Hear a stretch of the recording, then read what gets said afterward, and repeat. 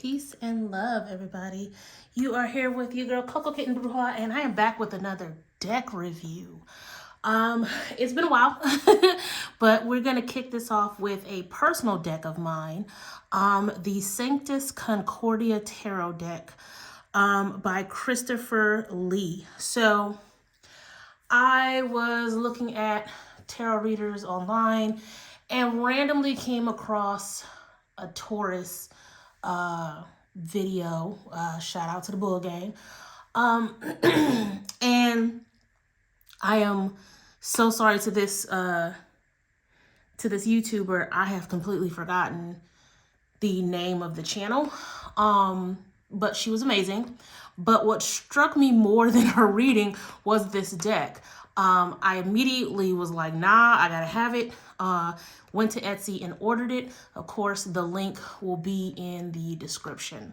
I think I paid about 45 bucks for this deck.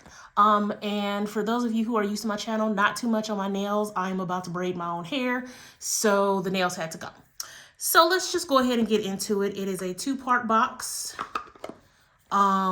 Gives you an idea of what you're looking at, what kind of art style on the back of the box, which I love. I wish more decks did this. I went to Barnes & Noble and was checking out their deck selection, and so many of the boxes show no example of the art.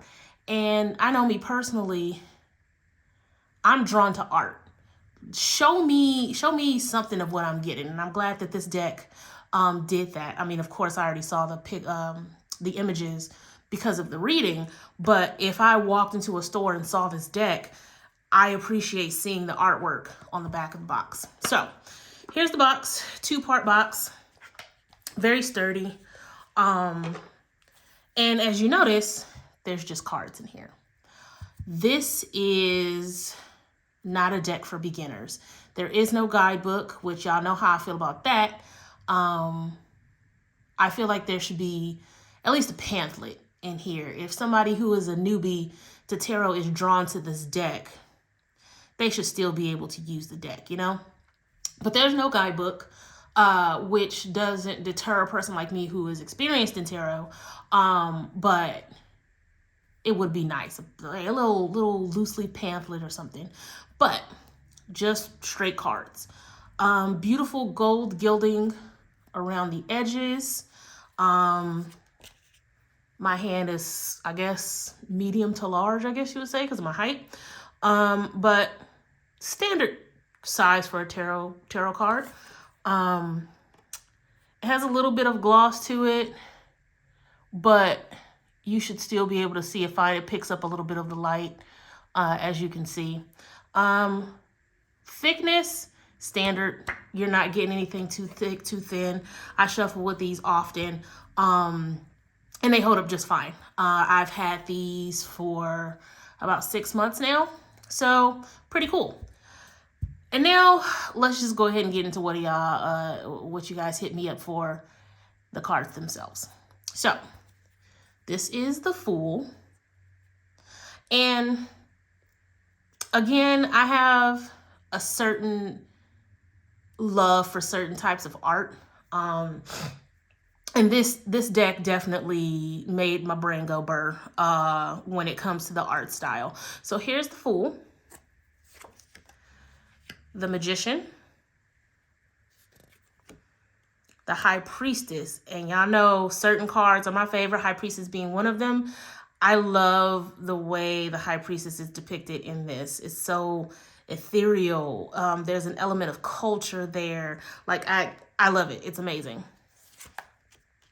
The Empress, another favorite. I'm kind of glad she's not depicted as pregnant.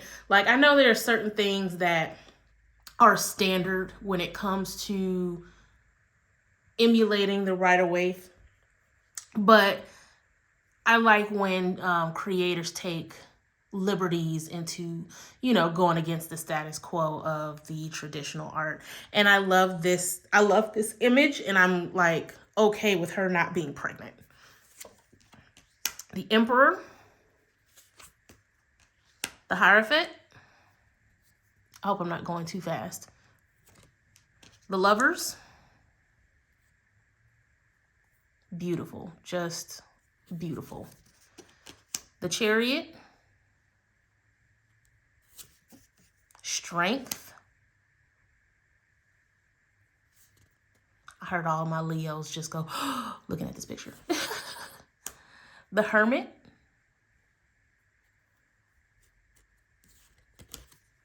the Wheel of Fortune, Justice, the Hanged Man, or the Hanged Woman in this case, Death. This is such a powerful Death card. The Death card is slowly becoming one of my favorite cards as well. When it comes to imagery, I love people's depiction of the Death card, and just how sometimes it can get very raw, sometimes it can get very literal, and sometimes it could just exude a certain energy, and I feel like this one exudes just such a powerful energy. Temperance. Excuse me, the Devil. Gorgeous. The Tower. You guys know I like to analyze the different Tower cards and how they're depicted, and I really like this one as well. You can pull a lot from how they created the Tower card in this one. The Star. The Moon. Gorgeous. The Sun. Judgment, and the World. So beautiful. So beautiful. Now we're going to get into our Pentacles, which there is imagery here, but for the most part, it's very, there are 6 Pentacles. There are 8 Wands. You know, it's basic, but not, if that makes sense. So we have the Ace of Pentacles, 2 of Pentacles, 3 of Pentacles,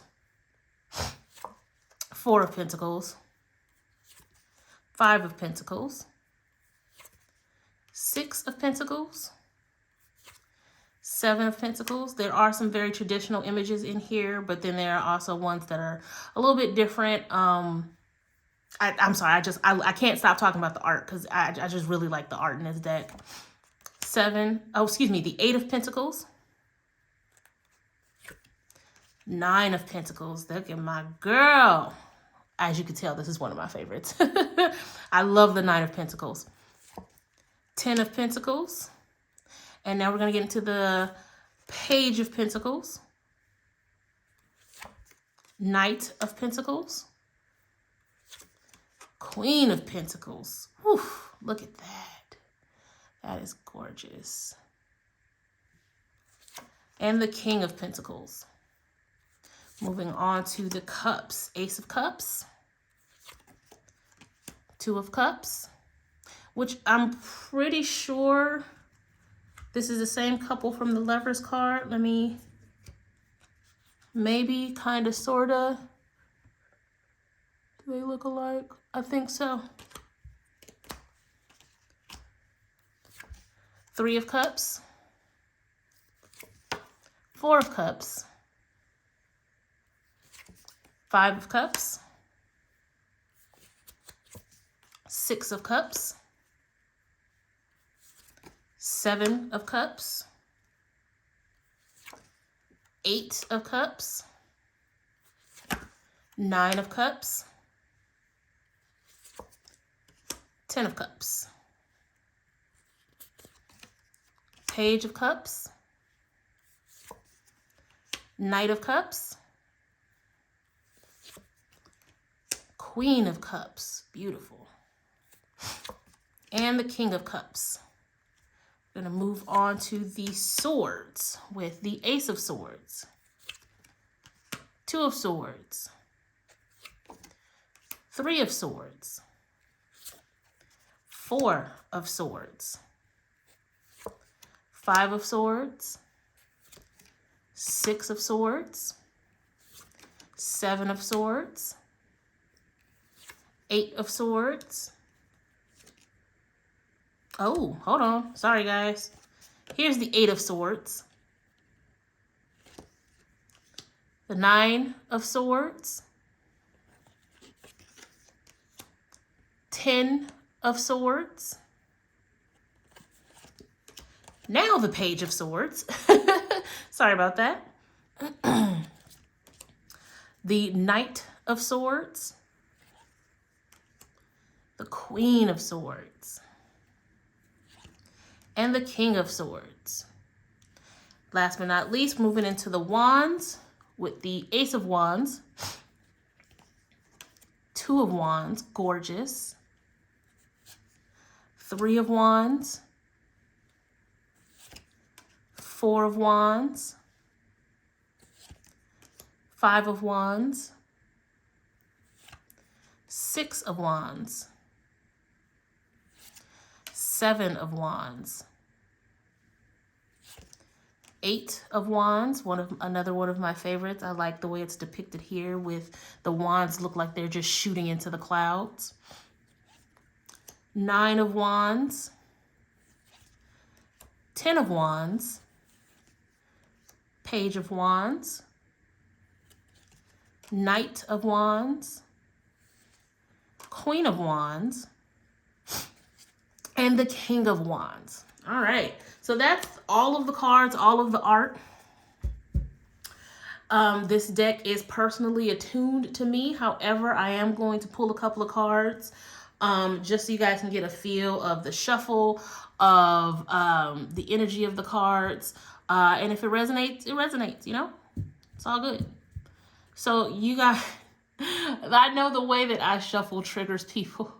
Don't shuffle like that. Look, I shuffle in a way that comes natural for me. And is it detrimental to the cards? I mean, I have a couple of decks that are a little bit, but you know, they still work just fine. The energy hasn't shifted. So to those who do not like bridge shuffling, I apologize in advance. You can fast forward the shuffling to get to the cards. So here we go.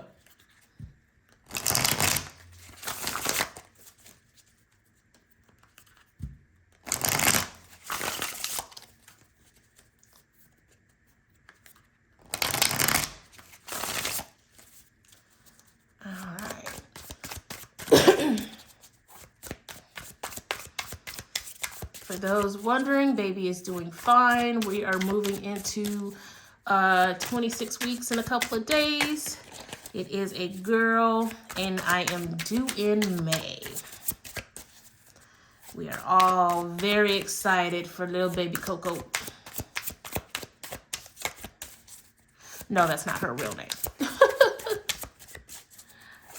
Okay, no jumpers. They shuffle amazingly. I don't have any issues with them sticking or anything like that.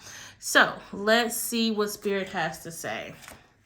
Six of Swords, Five of Swords, and the Three of Cups.